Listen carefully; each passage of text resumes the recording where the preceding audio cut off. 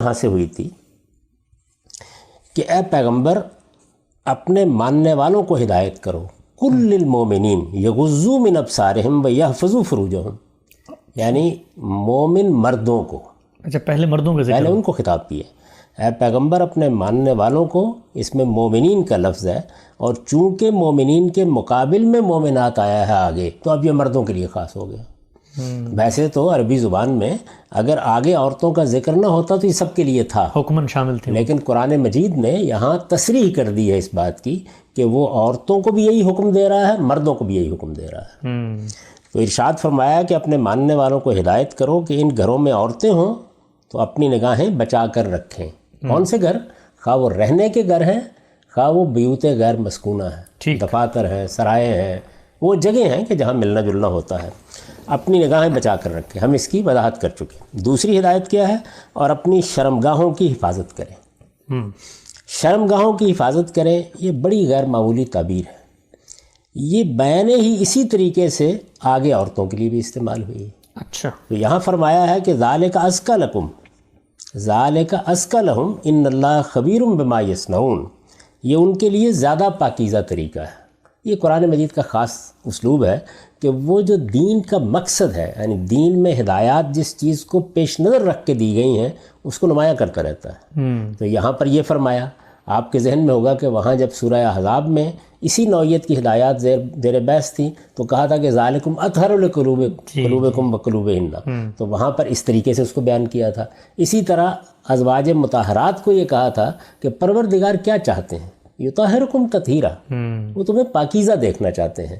تو دین میں تمام ہدایات میں جس چیز کو ہدف اور نصب العین کی حیثیت حاصل ہے وہ تزکیہ ہے، پاکیزگی ہے، تو یہاں بھی اس کی طرف توجہ دلائی، اور پھر فرمایا کہ ان اللہ خبیر بما یصنعون، اس میں شبہ نہیں کہ جو کچھ وہ کرتے ہیں اللہ اس سے خوب واقف ہے۔ یہ اس لیے کہ یہاں جو ہدایات دی جا رہی ہیں وہ باطن سے بھی متعلق ہے اور ظاہر سے بھی متعلق ہے، تو باطن و ظاہر کو جاننے والا کون ہے؟ اللہ پروردگار عالم۔ تو اس طرف توجہ دلائی۔ اس کے بعد وہی الفاظ دہرائے ہیں، وَقُلْ لِلْمُؤْمِنَاتِ يَغْضُضْنَ مِنْ أَبْصَارِهِنَّ وَيَحْفَظْنَ فُرُوجَهُنَّ، اور اے پیغمبر آپ اپنے ماننے والی عورتوں کو بھی، ایمان والی عورتوں کو بھی ہدایت کر دیں کہ وہ بھی اپنی نگاہیں بچا کر رکھیں اور اپنی شرمگاہوں کی حفاظت کریں۔ تو ایک ہی الفاظ، ایک ہی اسلوب، وہ مردوں کے لیے، یہ عورتوں کے لیے۔ اب اس میں یہ سمجھیے، غض بصر کو تو ہم سمجھ چکے ہیں، اس میں اب یہ سمجھنے کی ضرورت ہے کہ حفظ فروج سے کیا مراد ہے۔ قرآن مجید میں یہ تعبیر اگر آپ دیکھیں تو ایک تو اس جگہ آئی ہے، مردوں اور عورتوں دونوں کے لیے آئی ہے، اس کے علاوہ یہ تعبیر سورہ معارج اور سورہ مومنون میں بھی آئی ہے۔ اچھا، انہی الفاظ کے ساتھ وہاں پر الا کے ساتھ تضمین ہو گئی ہے، الا علی ازواجہم، جی، چنانچہ وہاں اس کا مدعا بدکاری تک محدود ہو گیا ہے۔ اچھا، لیکن یہاں پر بھی اور سورہ احزاب میں بھی جہاں الحافظات الحافظون کے ساتھ لفروجہم کے الفاظ آئے ہیں، تو دونوں جگہوں پر اگر آپ دیکھیں، نور میں بھی اور احزاب میں بھی، تو یہ اب محض بدکاری سے بچنے کے معنی میں نہیں رہی، یعنی سیاق نے اس کے اندر بڑی وسعت پیدا کر دی ہے، گویا وہ مفہوم پیدا کر دیا ہے جس کو آپ ستر سے تعبیر کرتے ہیں، چیزوں کو چھپانا، نگاہوں سے بچانا، یعنی یہ پہلو اس کے اندر پیدا ہو گیا ہے، حفظ کا پہلو، حفاظت کرو اپنی شرمگاہوں کی۔ اب شرمگاہوں کی حفاظت کرو کہ جب آپ الفاظ کہیں گے تو عربیت کی روح سے اب یہ مطلب اس کا نہیں ہوگا کہ آپ نے کپڑے کی ایک دھجی شرمگاہ کے اوپر رکھ لی، جیسے آپ مثال کے طور پر خواتین کو بکنی میں دیکھتے ہیں، جی، یعنی یہ اب مطلب ہو نہیں سکتا اس کا، اس لیے کہ اب یہ تعبیر محض شرمگاہ کو ڈھانپنے کی نہیں ہے بلکہ اس کی حفاظت کی ہے۔ تو جو حفظ فروج ہے اس کا مطلب کیا ہے اور اس کا اطلاق کیسے ہوگا، تو اس کو اب دیکھنا چاہیے۔ اس کے معنی اب یہ ہے کہ آپ کے باطن میں سب سے پہلے تو ظاہر ہے کہ اللہ تعالیٰ کا معاملہ ہے، آپ کے باطن میں بدکاری کی طرف میلان نہ ہو۔ حفاظت کہاں کریں گے، پہرا کہاں لگائیں گے؟ سب سے پہلے باطن میں لگے، یعنی دل پہ پہرا لگے، مردوں کے بھی اور عورتوں کے بھی۔ اندر کوئی میلان پیدا نہیں ہونا چاہیے، آپ کے بدکاری کی طرف کوئی رجحان نہیں پیدا ہونا چاہیے۔ مرد عورتوں سے مل رہے ہیں، عورتیں مردوں سے مل رہی ہیں، دونوں کو ہدایت کی جا رہی ہے کہ حفظ فروج، اندیشے کی جگہوں کی حفاظت کرو۔ یہ حفاظت کے الفاظ ہی نے یہ مدعا اس کے اندر پیدا کر دیا ہے کہ اب اپنے لباس کے بارے میں محتاط ہو جاؤ، اس لیے کہ اب افشا نہیں ہونا چاہیے. آپ حفاظت کیسے کرتے ہیں؟ باطنی لحاظ سے آپ اپنے خیالات کے اوپر پیرا بٹھاتے ہیں، پردہ لگا دیتے ہیں، اور پردہ لگا دیتے ہیں. اور ظاہر میں کیا کرتے ہیں؟ ظاہر میں آپ دوسروں سے حفاظت کرتے ہیں. لباس کا پردہ لگا. حفظ کا پہلو ہے نا. یعنی اب ظاہر ہے کہ جو آپ نے لوگوں کو کہا کہ وہ اپنی آنکھوں میں حیا پیدا کریں، تو آنکھوں کے بہکنے کے مواقع سے شرمگاہوں کی حفاظت کریں. یہ دوسری بات یہ ہو گئی. تو بہکنے کے مواقع سے جب آپ نے حفاظت کرنی ہے تو اب یہ لباس سے متعلق بھی حکم ہو گیا. یعنی اسی وجہ سے جہاں میں نے اس کو بیان کیا ہے تو وہاں پر یہ واضح کر دیا ہے کہ اس کا مطلب یہ ہے کہ بات صرف اتنی نہیں رہی کہ بدکاری سے بچو، بات اتنی بھی نہیں رہی کہ آپ بدکاری کا میلان نہ پیدا ہونے دو، بلکہ اس سے آگے بڑھ کر یہ الفاظ تقاضا کر رہے ہیں کہ تمہارا لباس ایک بدکبارہ کا لباس نہیں ہونا چاہیے. یہ لباس شائستہ، مہذب، صنفی اعضاء کو ڈھانپنے والا ہونا چاہیے. جب آپ اس طرح کی ایک اصولی ہدایت دیتے ہیں تو ظاہر ہے کہ یہ سوال پیدا ہو جاتا ہے کہ یہ اصولی ہدایت اب جب قبول کی جائے گی تو اطلاق کا مسئلہ پیدا ہوگا نا. اپلیکیشن، اپلائیڈ ہونا ہے اس بات نے. تو اگر تو اس کی اپلیکیشن کو اللہ کے پیغمبر نے بتا دیا ہو تو بحث ختم ہو جائے گی. اگر آپ نے اس کو اجتہادی طور پر کرنا ہے تو کوئی اصول طے کریں گے نا جس کی بنیاد پر کریں گے. تو اب آپ دیکھیے کہ ایک چیز یہ ہے کہ آپ اپنی شرمگاہ کو ڈھانپ لیں. میں نے عرض کر دیا کہ حفظ فروج میں یہ تقاضا پورا نہیں ہوا محض، کیونکہ حفاظت کا ہے، اس میں حفاظت کا پہلو ہے. ہم سے کوئی اور لفظ آ سکتا تھا ڈھانپنے کے لیے؟ استطار کے الفاظ تھے، سطر کا لفظ تھا. ڈھانپنے کے لیے عربی زبان میں اسی طرح سے غطا کا لفظ موجود تھا. بہت سے الفاظ تھے تو وہ استعمال کیے جا سکتے تھے، وہ نہیں استعمال کیے.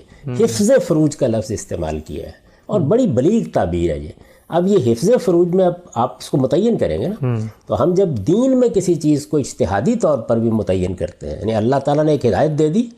مثال کے طور پر اللہ تعالیٰ نے یہ کہہ دیا کہ تمہارے سیاسی نظم کی بنیاد امرہم شورا بینہم پر ہوگی. اب جب اس کا آپ اطلاق کریں گے کسی معاشرے کے اوپر تو وہ اجتہادی اطلاق ہوگا، لیکن اس اجتہادی اطلاق کا کوئی پرنسپل طے کریں گے نا پہلے. کیسے کرنا ہے آپ نے، یعنی حفظ کو کیسے متعین کیا جائے. تو میں نے عرض کیا تھا ایک تو اس کا باطن ہے کہ شرمگاہوں میں کوئی میلان نہیں پیدا ہونا چاہیے. اب جب ظاہر میں آپ آئیں گے تو ظاہر میں ظاہر ہے کہ اس کا تعلق لباس سے پیدا ہو جائے گا. ڈھانپنا ہے اب تو محض شرمگاہ کو ڈھانپنے سے حفظ کا تقاضا پورا نہیں ہوتا. حفظ کا تقاضا پورا ہوگا تو آپ کو لازمی طور پر کچھ مراحل میں اس بات کو سمجھنا پڑے گا. اور یہ دین کے سبع احکام میں. اچھا، کیسے؟ یعنی جب آپ دین میں کوئی حکم دیتے ہیں تو ایک تو اس کا وہ پہلو ہوتا ہے جس میں وہ چیز متعین ہو کر فرض ہو جاتی ہے، واجب ہو جاتی ہے، لازم ہو جاتی ہے. پھر اس کے بعد اس کی بہتر صورتیں ہوتی ہیں. اسی سے دین میں دو اصطلاحات وجود میں آئی ہیں، فرض و واجب. آپ کہتے ہیں نا یہ نماز فرض ہے، اور مستحبات، پسندیدہ چیزیں. تو یہاں اب حفظ فروج میں جو اصولی بات کہی گئی ہے اس میں ہمیں دونوں چیزوں کو متعین کرنا ہوگا. یعنی حفظ فروج کا لازمی تقاضا کیا ہے، اس کے مستحب تقاضے کیا ہے. دونوں چیزیں متعین کی جائیں گی. اور یہ آپ دیکھیے دین کے تمام احکام میں، یعنی آپ نماز پڑھتے ہیں تو نماز آپ پر فرض کی گئی ہے. آپ جانتے ہیں کہ فجر کی 2 رکعتیں فرض ہیں، ظہر کی 4 فرض ہیں، عصر کی 4 فرض ہیں، عشاء کی 4 فرض ہیں، مغرب کی 3 فرض ہیں. لیکن اس کے ساتھ آپ نوافل پڑھتے ہیں. یہ مستحبات ہیں، پسندیدہ چیزیں ہیں. اسی طرح کا معاملہ روزے میں ہے. رمضان کے روزے فرض کیے گئے ہیں لیکن آپ ایام 20 کے روزے رکھتے ہیں، دوسرے بعض روزے رکھتے ہیں، نفل روزے. گویا ایک طریقے سے وہ استحباب ہے، وہ بہتری ہے جس کو آپ اختیار کرتے ہیں. اسی طریقے سے آپ الٹ کر دیکھیں تو دین میں جو چیزیں ممنوع قرار دی گئی یعنی حرام قرار دی گئی ہیں، ان کے ساتھ بہت سی چیزیں حرام تو نہیں ہیں لیکن ناپسندیدہ ہیں. تو وہاں پر بھی 2 مراحل پیدا ہو جاتے ہیں، حرمتیں، مکروہات. یہاں پر بھی 2 چیزیں پیدا ہو جاتی ہیں، فرائض و واجبات اور مستحبات، مطلب پسندیدہ چیزیں. اس کو آپ اصول کے لحاظ سے ذہن میں رکھیے گا. ٹھیک. اب جب ہم پلٹ کر واپس آتے ہیں تو یہ معلوم ہوتا ہے کہ حفظ فروج میں پھر کیا طریقہ اختیار کیا جائے. تو آپ دیکھیں ایک سادہ اصول ہے، وہ یہ ہے کہ اگر آپ کسی چیز کی طرف نگاہ کو بھی روک دینا چاہتے ہیں، یعنی ایسی رکاوٹ پیدا کر دینا چاہتے ہیں، تو اس کی متصل چیز تک اس کو چھپا لیجیے. اچھا، یعنی ایک آپ کی شرمگاہیں ہیں، ایک اس کے متصل اعضاء ہیں. ٹھیک ہے، اوپر نیچے دونوں طرف. ظاہر ہے یہی ہوگا نا. تو اب آپ پہلے آئیے مردوں کے معاملے میں. اگر آپ دیکھیے تو مردوں کے معاملے میں کیا صورتحال ہے، یعنی مردوں کی شرمگاہیں ناف سے نیچے. تو اب नाफ तक ऊपर पेट को छुपा लीजिए, रानों को छुपा लीजिए घुटनों तक। तो आपने क्या किया, आपने सिर्फ शर्मगाह पर कोई जांघिया नहीं पहन लिया, बल्कि उसके साथ मुत्तसिल आज़ा को भी ढांप लिया। तो ये क्या है, ये हिफ्स हो गया। अच्छा, आपसे एक मिसाल जहन में आ रही है। हम जब घर की हिफाजत करते हैं तो बाउंड्री वॉल बनाते हैं, वो घर के शुरू से नहीं शुरू हो रही थी, थोड़े दूर से शुरू हो रही थी, ताकि हमें पता लग जाए कि यहाँ से हमारी टेरिटरी शुरू हो रही है। हर जगह इंसानी फितरत ऐसे ही काम करती है। देखिए वो जो ताबीर की रिसालत में आप सल्लल्लाहु अलैहि वसल्लम ने कि अल्लाह के महारिम के मामले में क्या तरीका इख्तियार करो, तो वहाँ पर भी क्या तालीम दी कि अगर तुम बिल्कुल चरागाह के किनारे पर आ जाओगे तो अंदेशा है कि फिर दूसरी तरफ मुँह मारोगे, तो ज़रा फासले पर रहो। यही वो चीज़ है, इसको सद्द ज़रिया कहा जाता है। तो अब देखिए आपके हमने उसूल क्या कायम किया कि हिफ्स के लिए ज़रूरी है कि आप मुत्तसिल आज़ा को भी ढांप लें। तो आप मर्दों के बारे में मैंने अर्ज़ कर दिया कि उनकी शर्मगाहें कहाँ हैं, वो मुतय्यन है। उससे ऊपर क्या है, नाफ तक आपने पेट ढांप लिया, उसके नीचे क्या है, आपने घुटनों तक रानें ढांप ली। तो ये गोया सतर का तकाजा पूरा हो गया, यानी लाजमी तकाजा पूरा हो गया। अब पलट कर ख्वातीन की तरफ आ जाइए ताकि हम पहले लाजमी तकाजे को समझ लें। ठीक। उनका मामला मर्दों से मुख्तलिफ हो गया जी। क्यों मुख्तलिफ हो गया? उनकी शर्मगाहें जिस जगह मर्दों की हैं वहाँ तो हैं ही, उनका सीना भी शर्मगाह है। तो अब जब आप तीनों जगहों को सामने रख कर आप उनके लिए तय करेंगे कि हिफ्स कैसे होगा, तो आप देखिए उसी उसूल का इतलाक करेंगे। मुत्तसिल आज़ा जुड़ते यानी हैं। मुत्तसिल आज़ा जो है उनको डांपेंगे। तो ये यानी जो मर्दों का मामला है वो तो होगा ही उनके यहाँ भी, यानी नाफ से नीचे आप घुटनों तक तो आएंगे ही, लेकिन ऊपर की शर्मगाह का तकाजा ये है कि आप गिरेबान से लेके नाफ तक भी आ जाए। यानी वो नीचे इत्तिसाल है और कुछ ऊपर से आप शुरू करेंगे, मुँह तो नहीं ढांप देंगे ना। जी। अच्छा, इसके साथ अगर आप गौर करके देखें तो ये बाजुओं के ऊपर के हिस्से भी जुड़े हुए हैं। जी। यानी ये भी मुत्तसिल आज़ा है। आर्म पिट्स वगैरह हैं। जी हाँ, ये भी मुत्तसिल आज़ा है ना। तो अब अगर औरत के लिहाज से आप देखें तो मर्दों से ज़ायद कुछ आज़ा हैं जो आप ढांपेंगे। तो नतीजा क्या निकला? नतीजा ये निकला कि गिरेबान से लेकर आपके घुटनों के नीचे तक ये औरत का सतर हो जाएगा, और बाजुओं का जो साइड है वो भी वो है वो मुत्तसिल है। यानी उसूल क्या आपने कायम किया मर्दों के मामले में कि शर्मगाह और उसके मुत्तसिल आज़ा, औरतों के बारे में भी उसी उसूल को अप्लाई कीजिए। यानी उनकी शर्मगाहें चूँकि उनका सीना भी है तो इस वजह से उसके मुत्तसिल आज़ा। ठीक। तो अब जब आप इस उसूल को अप्लाई करेंगे तो बिल्कुल साइंटिफिक तरीके से मुतय्यन हो जाएगा कि असल में हिफ्स का इतलाक लाजमी तौर पर किस पर होगा। आप जब पढ़ेंगे कि हमारे फ़ुक़हा किस तरीके से सतर को तय करते हैं तो उन्हें बड़ी मुश्किल पेश आ गई है। यानी कोई दाएं से रवायत कोई बाएं से रवायत लेते हैं, और वो रवायात भी आप जानते हैं कि सनद के एतबार से भी कोई ऐसी कभी नहीं होती। ये बुनियादी प्रिंसिपल है। यानी आपको हिफ्ज़ फ़ुरूज की कुरान ने हिदायत की है, यानी शर्मगाहों की हिफाजत करनी है। किससे करनी है? वो जो आपके सामने मर्द बैठा हुआ है। अच्छा, मर्द ने हिफाजत करनी है और सामने औरत बैठी है जिसे आप बात कर रहे हैं।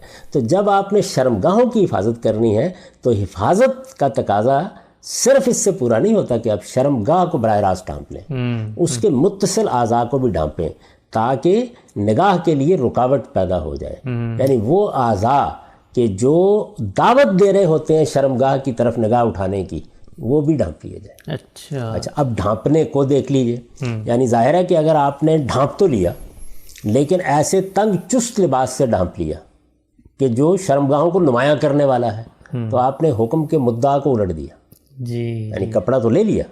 अच्छा, इसी तरह कोई ऐसा लिबास पहन लिया जिससे जिस्म झलकता है, सी थ्रू है, यानी पतला बारीक लिबास पहन लिया, तो भी तकाजा पूरा नहीं हुआ।